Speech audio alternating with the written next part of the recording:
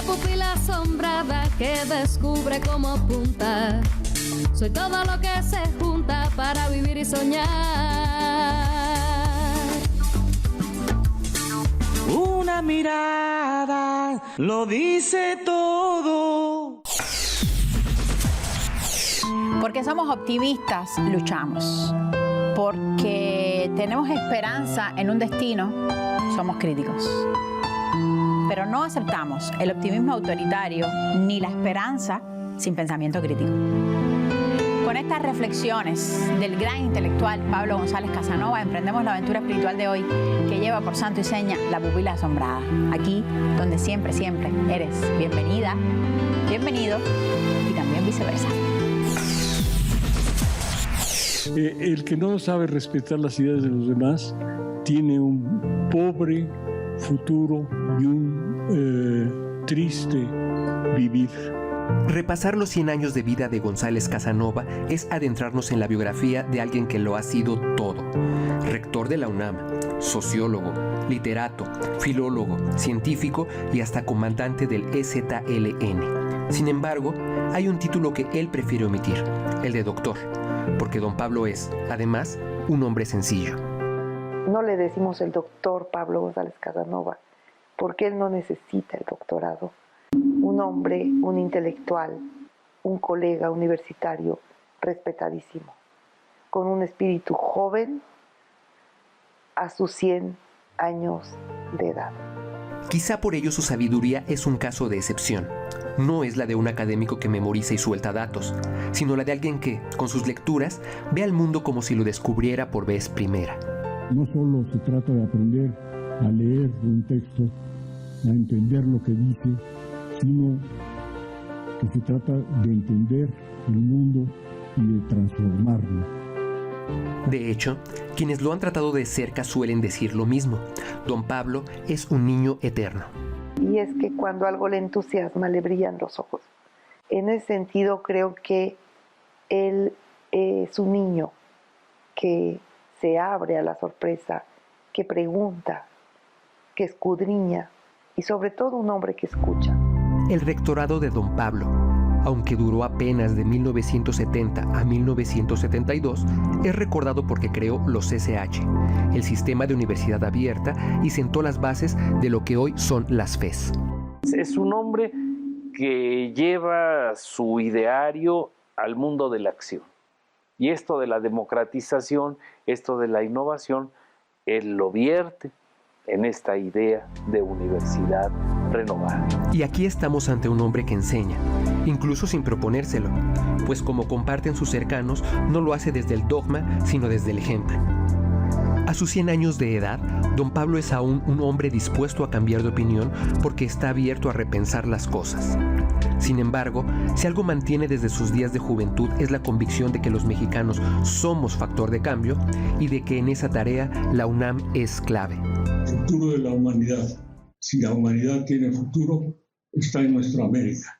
Y en nuestra América, la Universidad Nacional Autónoma de México, como en el mundo entero, representa una de las principales universidades y la principal de América Latina. Don Pablo es uno de nuestros mejores exponentes y lo que pudiera decir es larga vida para don Pablo González Casanova.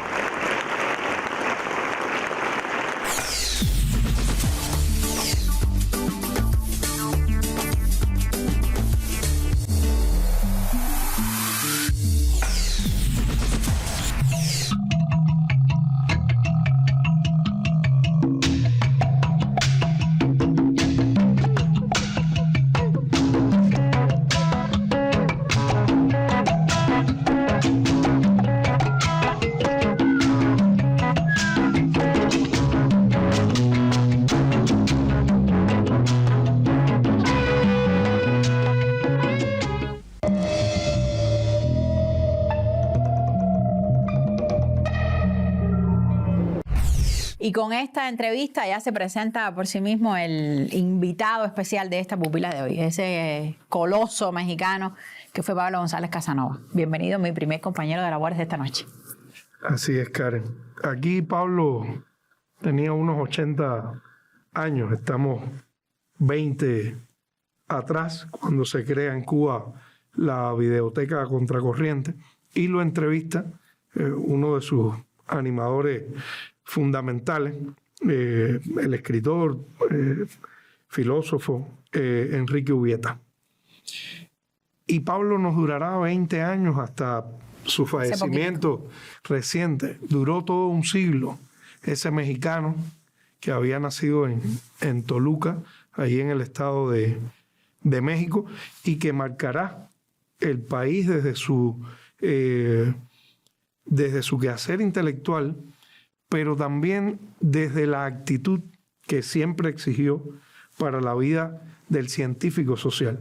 No solo la producción del conocimiento, sino la producción ética, el ejemplo ético de comprometerse con las causas de la izquierda, las causas más humanas que encontró en el camino. Lo hizo en su país, pero lo hizo también para el mundo. A mí me resulta muy significativo que en estos mismos años de la entrevista va a recibir el premio José Martí de la UNESCO, que yo creo que aunque él recibió decenas de condecoraciones, doctorados y órdenes científicas, académicas, etcétera, realmente el premio José Martí es la corola de este hombre, que en aquellos mismos años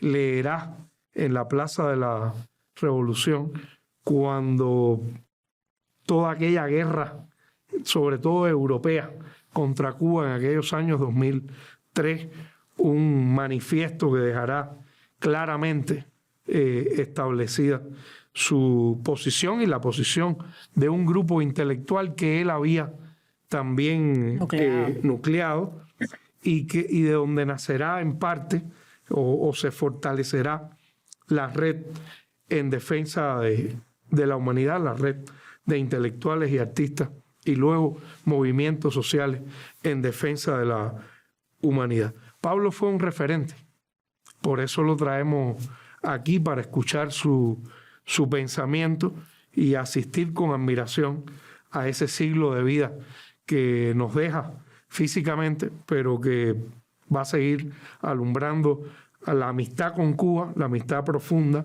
la amistad de compromiso, va a seguir alumbrando a México y las mejores causas de este mundo. Gracias, Omar. Pues entonces que hable Pablo González Casanova. Es que hemos artificialmente separado la lucha por la democracia de la lucha por la liberación y de la lucha por el socialismo.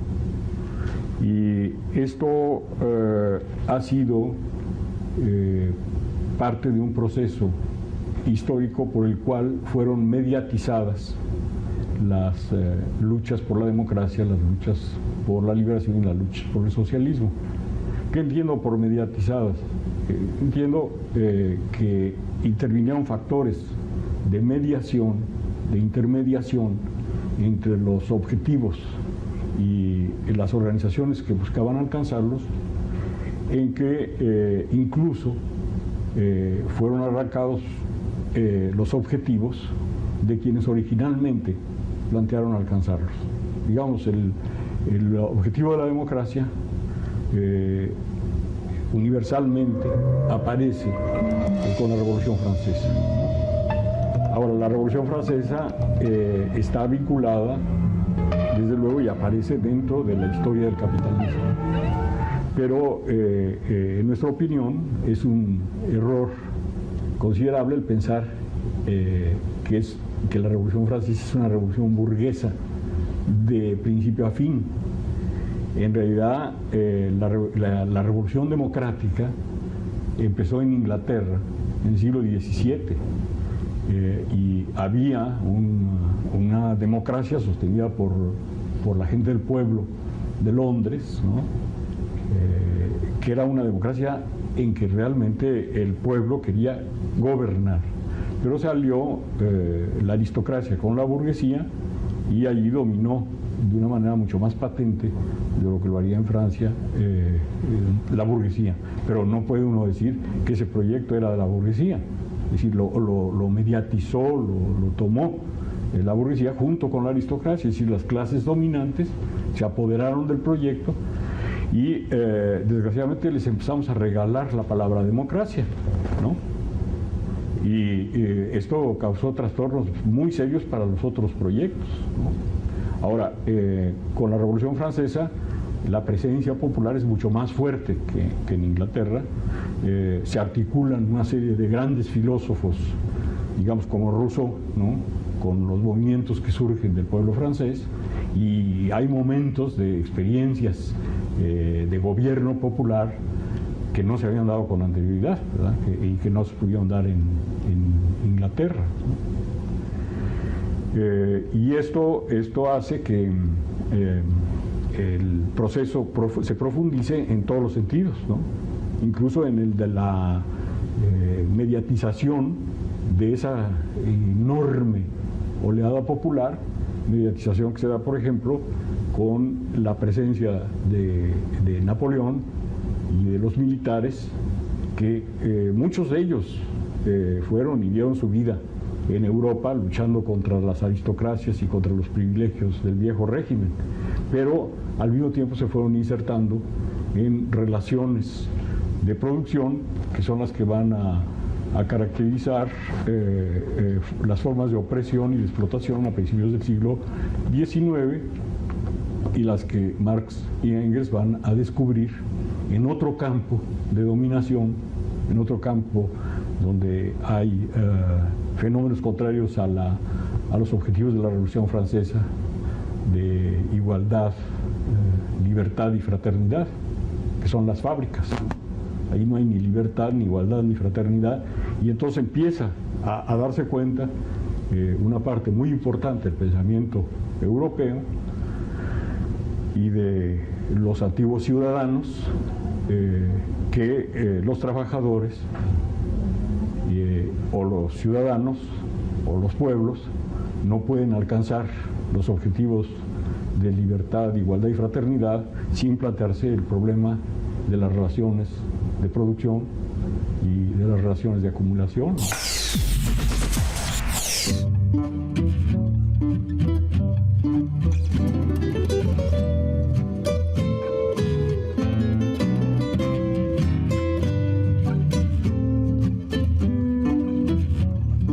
Arriba los pobres del mundo, de pie los esclavos sin pan, y gritemos todos unidos, viva la integración.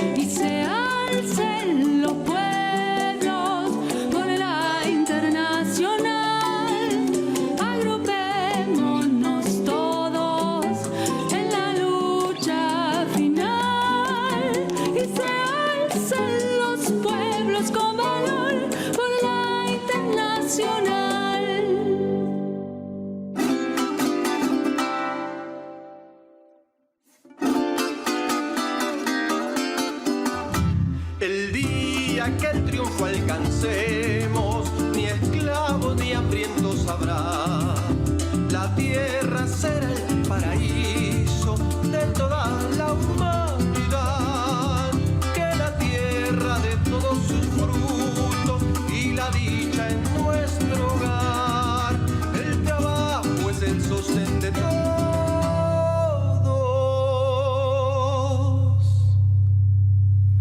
que la abundancia hará gozar.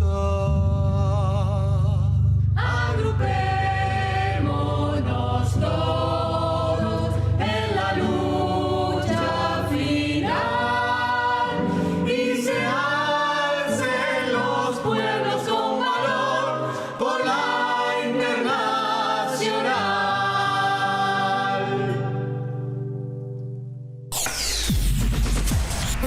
La internacional himno de los trabajadores de todo el mundo, desde que en 1889 fuera asumida como tal, como un himno, durante la Segunda Internacional Comunista. Y la veíamos en una versión de músicos de varios países en la que se recorren también distintos ritmos latinoamericanos. Nosotros vamos a continuar ahora con el invitado especial de la pupila de hoy, el intelectual Pablo González Casanova. Y surge un nuevo proyecto que empiezan a ser explotados de una manera mucho más sistemática con el nuevo tipo de empresas monopólicas que aparecen a fines del siglo XIX y principios del XX. Y ese movimiento tiene dos vertientes, ¿no? La de Sun Yat-sen y lo que va a ser la Revolución Mexicana, ¿no? Que son dos de las grandes revoluciones dirigidas por dirigentes que venían sobre todo del campesinado y que se basaban sobre todo en las luchas de los campesinos contra el antiguo régimen. Y va a venir un planteamiento que trata de unir la lucha de los pueblos por su liberación con la lucha de los trabajadores, que es el proyecto de Lenin, ¿no? Ahora, ahí ¿cómo ocurre el proceso de mediatización en los dos casos, ¿no? En un caso, en el caso de los movimientos del nacionalismo revolucionario, se va a dar un proceso por el cual los países hegemónicos, los países imperialistas, van a reconstruir las relaciones de tipo colonial a través de una experiencia en la que Estados Unidos es pionero, que es la experiencia de la falsa independencia, en que el imperio domina a través de nativos a los que supuestamente eligen sus pueblos, ¿no? En unas democracias de ficción, ¿verdad? En unas democracias en que la representación no es una representación del pueblo, sino es una representación teatral de la democracia, ¿no? Parece como si el pueblo nombrara a esos gobernantes y el pueblo no tiene nada que hacer ni en el nombramiento ni en la política que se sigue. Entonces viene un problema en las propias direcciones revolucionarias, ¿no? Que hicieron la lucha por la independencia o que hicieron la guerra de liberación, y que va a surgir de las políticas clientelistas y de caudillos que derivan en el llamado populismo, es decir, en lo que podríamos definir como gobiernos que tienen bases populares, pero que son particularmente autoritarios, y que van a entrar también dentro de la historia de los procesos de acumulación, de tal modo que poco a poco los líderes, los dirigentes, la clase política, como se le llama entre los politólogos o entre algunos politólogos, empieza a vincularse, ¿no?, al capital monopólico, e incluso se convierten muchos de los antiguos dirigentes en empresarios y en parte de las nuevas clases opresoras y explotadoras, ¿no?, que es la crisis que vemos aparecer en muchos países de América Latina y que lleva a una crisis del populismo, particularmente en los años 60, después de la Revolución cubana, ¿no? Empezaron a desprestigiarse muchos de estos regímenes populistas y se planteó la idea de una nueva revolución ya socialista.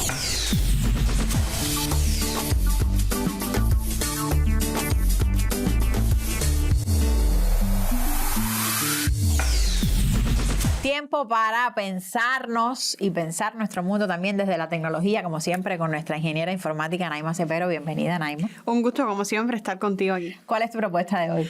Hoy vamos a estar presentando la red de bibliotecas virtuales del Consejo Latinoamericano de Ciencias Sociales, por su sigla, que es como más se conoce, CLACSO.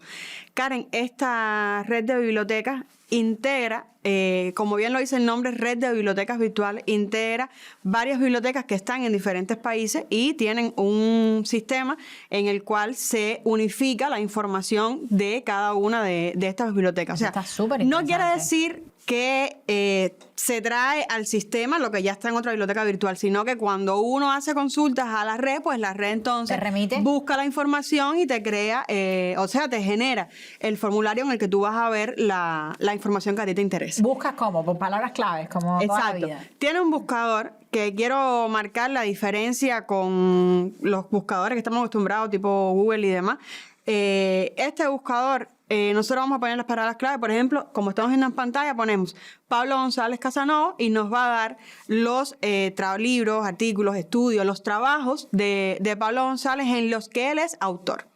Y luego hay una segunda sección en la que podemos ver cómo nos aparecen otros trabajos en los que Pablo González no es autor. ¿Por qué? Porque el buscador tiene algoritmos de minería de texto que son capaces de buscar esas palabras claves, dónde están como primer autor, y luego buscan los trabajos que lo referencian. Los trabajos donde se han usado los trabajos que te presenté primero. O sea, primero te voy a dar en los que eres primer autor y luego todos en los que esos trabajos han sido utilizados, referenciados. O sea, que de alguna manera también forman parte de esos otros trabajos. Esto es un beneficio porque no solo estamos teniendo acceso a la obra del autor, sino que también estamos viendo lo que otros escritores, otros autores han hecho con la obra de ese investigador. No, eso es como que te abre el horizonte, no hasta aquí, sino 180 grados. Exactamente. Y no solo se puede buscar directamente por el autor, sino que podemos buscar por la palabra clave que nosotros, o sea, el término que a nosotros nos interesa conocer. Realmente este tipo de iniciativa lo que tiene por detrás, como te decía, son algoritmos de minería de texto que son capaces de encontrar las palabras claves y buscar luego dónde esas palabras claves se utilizan, algoritmos entrenados de inteligencia artificial, como lo que hemos estado mencionando en otras ocasiones en el programa. Por supuesto, y aquí lo vemos también en una aplicación que realmente es muy valiosa, cultural también, y que nos va a permitir, bueno, leer, aprender, estudiar. O sea, realmente es una herramienta útil para la vida cotidiana. Para eso lo que necesitamos es tiempo, porque Exacto. Para leer, para estudiar y para navegar en todo este mundo que Naima nos ha traído hoy, realmente necesitamos tiempo. Y sobre eso, gracias Naima, y sobre eso nos habla el material que te invito a ti también a ver a continuación, que nos dice algo tan aparentemente subversivo e irreverente como que el ocio es revolucionario. Vamos a verlo. Si se va a la cantina, hacen bien. Pues ya está, puñeta. Que la gente tiene derecho a divertirse, porque el ocio es revolucionario. Esto es un mito. A ver si acabamos ya, hombre. Eso. Hombre, ya está bien. Que siempre estáis criticando a la gente porque se va al bar, se va a la discoteca, los jóvenes salen a hacer botellón, los jóvenes no sé qué. El ocio es un derecho revolucionario de los trabajadores. Oye, Carlos. Bajo la idea liberal y del capital se nos vende la noción de la libertad, ¿no? Se nos habla de la importancia de la libertad, porque los liberales buscan más que nada esta libertad, pero casi siempre la buscan en un sentido metafísico. Ahorita lo que tenemos realmente nosotros en un capitalismo realmente existente, la libertad que tienes es la de trabajar todo el tiempo. La libertad que tienes es de instrumentalizar tus fines de semana para desarrollar talentos para ser más productivo. La libertad que tienes es de estudiar una segunda carrera. Eres libre de trabajar 3 turnos. Eres libre de conseguir un segundo empleo. Eres libre de pedir dinero imprestado. Eres libre. Pero eres libre siempre y cuando esa libertad se use para incrementar tu productividad y tu capacidad productiva. ¿Dónde está la libertad de no hacer nada? ¿Dónde está la verdadera libertad? La libertad fáctica, la libertad real, material, de decir, no quiero hacer nada productivo, quiero ir al antro, quiero ir al bar, me quiero quedar acostado, quiero descansar, quiero pintar, quiero escribir poesía, quiero hacer cosas que no necesariamente vayan de la mano con la lógica productiva del capital. ¿Dónde está la verdadera libertad en el capital? Si todo el tiempo, cada vez más, a la gente se le obliga, se le subyuga y se le esclaviza a instrumentalizar cada segundo de sus vidas en nombre de la productividad. ¿Somos realmente libres? Y en ese sentido, la libertad es un pensamiento y es un valor, un atributo revolucionario. Porque nosotros tenemos que pensar la libertad como un tipo de resistencia contra la propia lógica productiva del capital. Si nosotros lo permitimos, el capital como un sistema que tiene sus propias condiciones de éxito, se infiltra en nuestro inconsciente y transforma todas nuestras intenciones, captura inclusive nuestro deseo, instrumentaliza nuestro deseo en nombre de la productividad. No sabemos lo esclavizados que estamos porque ni siquiera somos capaces de ver las cadenas que nos aprisionan. El hecho de que llegue el fin de semana y lo primero que pienses tú es la mentalidad de hustle y el grind mindset y estés pensando en cuál libro vas a leer sobre los hábitos de las personas altamente eficientes y productivas, eso quiere decir que aún a nivel inconsciente la lógica del capital te ha esclavizado, porque ya ni siquiera te permites a ti mismo soñar con aquellas cosas que pudieran manifestar la libertad real de tu espíritu, porque todo el tiempo lo único que eres capaz de visualizar es cómo incrementar tu propia productividad. En ese sentido, si el ser humano no puede explorar su ocio, el hacer, el arte, las cosas que embellecen el espíritu y hacen que la vida valga la pena ser vivida, no somos más que esclavos del capital, que todo el tiempo estamos condicionados para competir los unos con los otros para ver quién es el más productivo. Y eso nos mata como personas, nos quita todo lo que nos hace humanos y nos hace sumamente reemplazables por las máquinas, que a la larga van a ser sí o sí mucho más productivas y mucho más eficientes que nosotros. Entonces recuerden, cuando llegue el fin de semana y se quieran tomar una cerveza o se quieran sentar con sus amigos a pintar o a platicar, a tocar la guitarra, el ocio es un sentimiento necesario y revolucionario.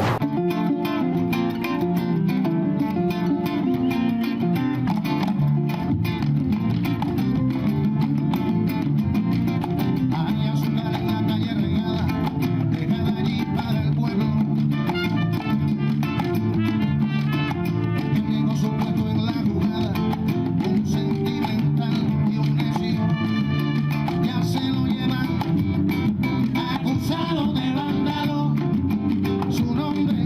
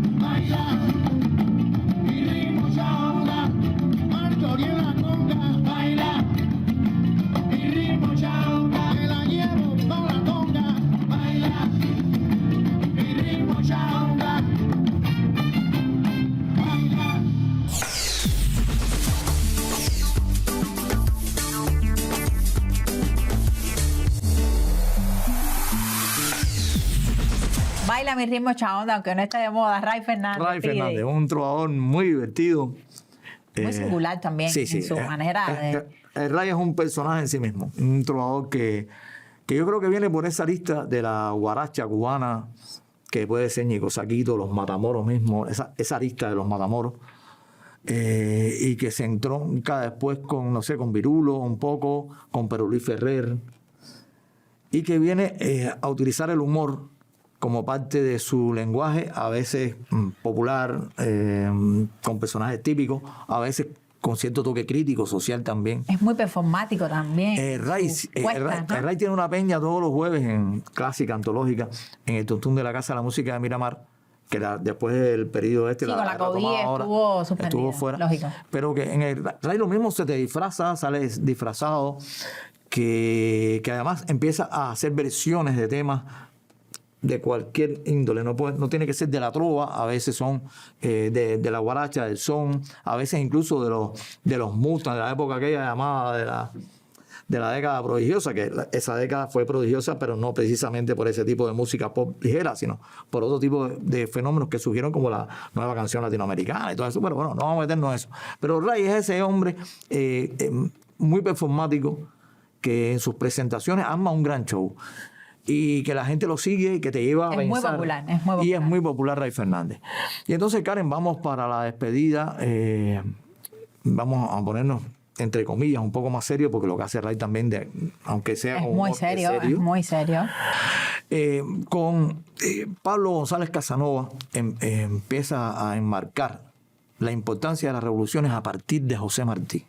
Y José Martí, que es como el ejemplo, ¿no?, que encarna en sí mismo, con su vida, con la proyección de su vida, con los conceptos que da de su vida, de la existencia humana, el ser revolucionario dentro del contexto en el que él trata de revolucionar la vida y la humanidad entera, porque Martí ha quedado, no por gusto, como el ejemplo, con toda su obra de transformación social hacia un mundo distinto, más humano.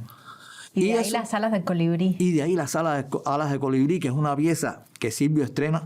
Pude estar ahí, por suerte, para suerte mía, uno de los grandes momentos, el 19 de mayo de 1995, 100 años de la caída de Martí en Dos Ríos. Allí en Dos Ríos estaba Fidel y Silvio estrena Alas de Colibrí, una pieza maravillosa que recoge ese mundo martiano con todos y para el bien de todos. Y el videoclip lo refleja muy bien, es un video que se ha hecho famoso por ser un gran plano secuencia en el que pasan todos los personajes de la vida, aunque se ubique en otro tiempo, en un país imaginario, digamos. Un país nocido, pero... no hay época ni lugar, pero son los personajes que puede haber en una sociedad diverso, todos, con todo, donde caben todos. Gracias, Fide. Vamos entonces con Pablo y después con Silvio. Y siempre con Martí. ¿Cómo? ¿Por qué hay que defender a Cuba? Mire, yo creo que la historia de Cuba, dentro de la lucha por la democracia, por la liberación y por el socialismo, es la historia del país que más lejos ha llegado el alcance de estas metas. El problema que ha vivido el pensamiento de izquierda, revolucionario, progresista, ha consistido en que no, sabiendo que la dialéctica existe, que las contradicciones se dan en cualquier fenómeno humano, muchas veces ha querido pasar de golpe a la democracia perfecta, al socialismo perfecto y a la liberación perfecta. Y esto es imposible, ¿no? Es absolutamente imposible. Tal vez los ángeles puedan lograrlo, pero nosotros creo que no podemos lograrlo. Y si nos fijamos muy objetivamente en los esfuerzos que ha hecho Cuba dentro de una situación de cerco, asedio, bloqueo, un país pequeño, no tenía prácticamente una industria ni infraestructura, que han sido requerimientos señalados por muchos de los clásicos y de los autores como base para lograr estos objetivos, ha dado un avance considerable. Ha logrado metas que ningún otro pueblo ha alcanzado. Y esto se confirmó cuando el socialismo de Estado, cuando todas las experiencias que vivieron no solo la Unión Soviética, sino China y Yugoslavia, ¿no? Derivaron en crisis de aquel esfuerzo originalmente muy valioso, pero que fue mediatizado, mediado y al final destruido por los sucesores de quienes iniciaron el proceso e incluso por algunos de los que participaron desde el principio en el proceso. Entonces en Cuba hubo algo distinto, ¿no? Que nos explica es decir, por qué Cuba sigue después de la crisis de todos esos países, ¿no? A pesar de que es un país pequeño. ¿Cómo lo explicamos, ¿no? Y entonces sí aparece otro elemento nuevo, otro elemento muy importante, creo, en la historia del pensamiento humano, en que la contribución de José Martí es fundamental, en que se da uno cuenta que José Martí debe ser reconocido como uno de los grandes teóricos del poder ético o del poder moral, que nos permite pensar en un mundo en que le pongamos un límite a nuestros intereses particulares, o de personas, o de familias, o de amigos, o de coterráneos, etc. Siempre nos está presionando para que no nos limitemos a pensar en esos términos, sino para que pensemos de una manera más amplia.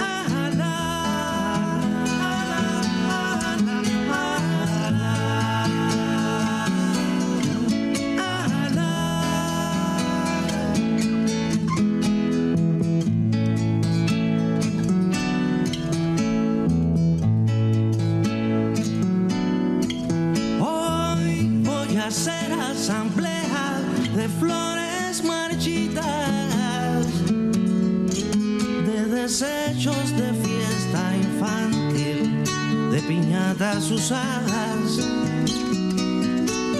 de sombras en pena del reino de lo natural, que otorgan licencia a cualquier artefacto de amar, por el levante, por el poniente, por un deseo, la simiente, por tanta noche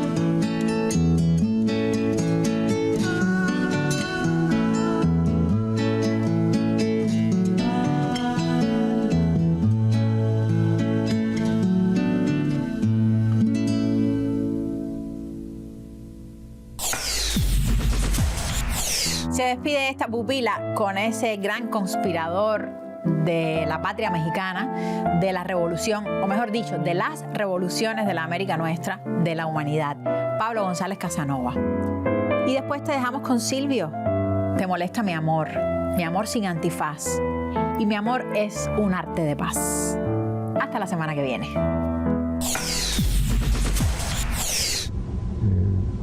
Uno de los proyectos que me impresionan más es el proyecto pedagógico, ¿verdad?, que acompaña todo el proceso de la Revolución Cubana, en el cual, por ejemplo, mi primera sorpresa fue explicarme por qué Fidel hablaba como 6 o 7 horas, hasta que por fin me di cuenta que hablaba como 6 o 7 horas porque le estaba enseñando a la gente a pensar cómo se toman decisiones,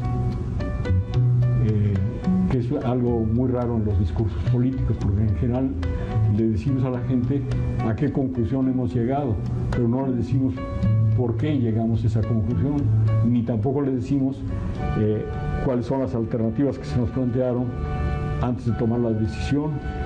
Y si hacemos un discurso en que pensamos en decirle todo eso, ¿verdad?, y además pensamos en decirle, miren, esto, por ejemplo, nos va a dar buenos resultados, pero no resuelve el problema completamente, sino que van a venir otros problemas más. Entonces, nuestro discurso se alarga mucho, ¿no? Y ahí empecé a darme cuenta, ¿verdad?, del carácter de pedagogía nacional, universal, que empezó en Cuba, y ahora me da mucho gusto que hayan iniciado este proyecto de país universidad, ¿verdad?, porque yo creo que en todos los países del mundo todos deben ser universitarios. Compañero Fidel, compañeras y compañeros, defender a Cuba diciendo la verdad sobre Cuba es muy importante para el mundo entero.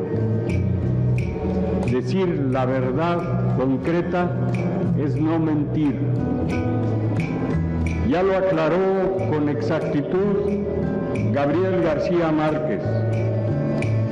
Muchas declaraciones sobre la situación cubana, aun de buena fe, lo cito, pueden estar aportando y aún magnificando datos que los Estados Unidos necesitan para justificar una invasión a Cuba.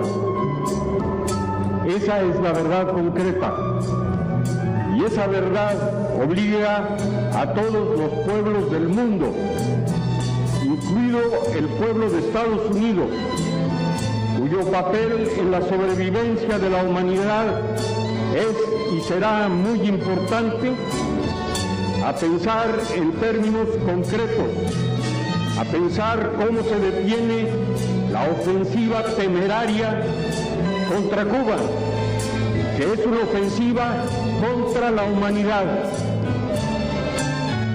Esa ofensiva está hecha de bloqueos, de acciones intervencionistas abiertas y encubiertas, y de opiniones orquestadas como una campaña de engaños y mentiras. Los trabajadores intelectuales del mundo debemos poner un alto en la prensa, la televisión, la radio, los medios educativos y culturales a la campaña contra Cuba, que no es solo contra esta pequeña isla, sino contra la humanidad. Conscientes de su responsabilidad, numerosos escritores, artistas, profesores, científicos, actores, periodistas, locutores, muchos de ellos de fama internacional, han suscrito un llamado a la conciencia del mundo que, gestado en México por varios intelectuales, leemos aquí hoy, el Día del Trabajo, en la ciudad de La Habana. Dice, a la conciencia del mundo, La invasión a Irak ha tenido como consecuencia el quebranto del orden internacional. Una sola potencia agrava hoy las normas de entendimiento entre los pueblos. Esa potencia invocó una serie de causas no verificadas para justificar su intromisión. Provocó la pérdida masiva de vidas humanas y toleró la devastación de uno de los patrimonios culturales de la humanidad. Nosotros, dice el documento, solo poseemos nuestra autoridad moral y desde ella hacemos un llamado a la conciencia del mundo para evitar un nuevo atropello a los principios que nos rigen. Hoy existe una dura campaña en contra de una nación de América Latina. El acoso de que es objeto Cuba puede ser el pretexto para una invasión. Frente a esto, oponemos los principios universales de soberanía nacional, de respeto a la integridad territorial y el derecho a la autodeterminación imprescindibles para la justa convivencia de las naciones. México, abril de 2003. ¡Viva Cuba, esperanza de la humanidad! ¡Viva Cuba, esperanza de la humanidad! ¡Viva Cuba, esperanza de la humanidad!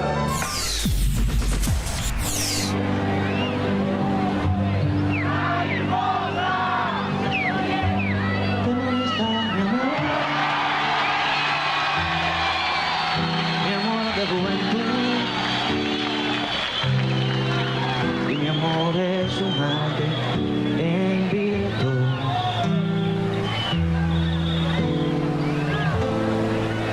¿Te molesta mi amor? Mi amor sin antifaz. Y mi amor es un arte de paz. Mi amor es mi prenda encantada, es mi extensa morada, es mi espacio sin fin. Mi amor no precisa fronteras como la primavera, no prefiere jardín.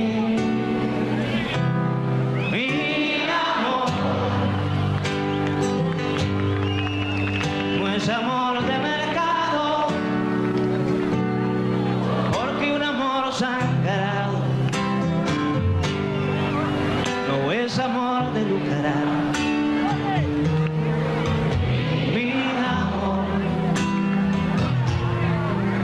es todo cuanto tengo, si lo niego lo vendo, para que respirar.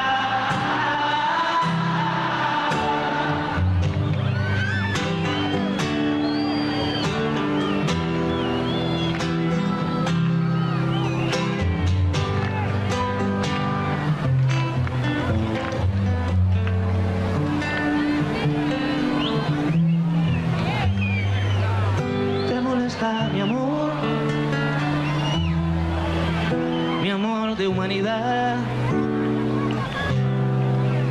y mi amor es un arte en su edad.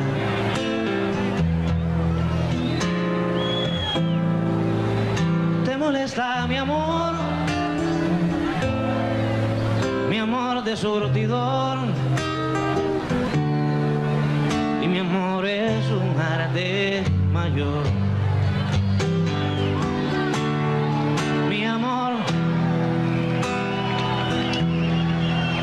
es mi prenda encantada, es mi extensa morada,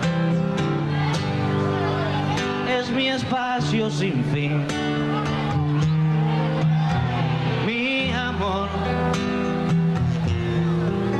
es todo cuanto tengo. Si lo niego, lo vendo. ¿Para qué respirar?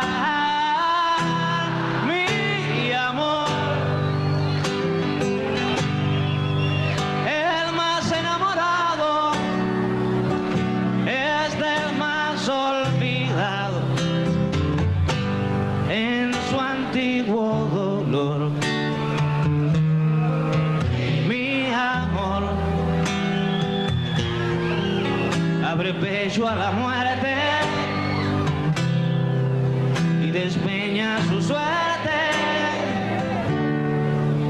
por un tiempo mejor.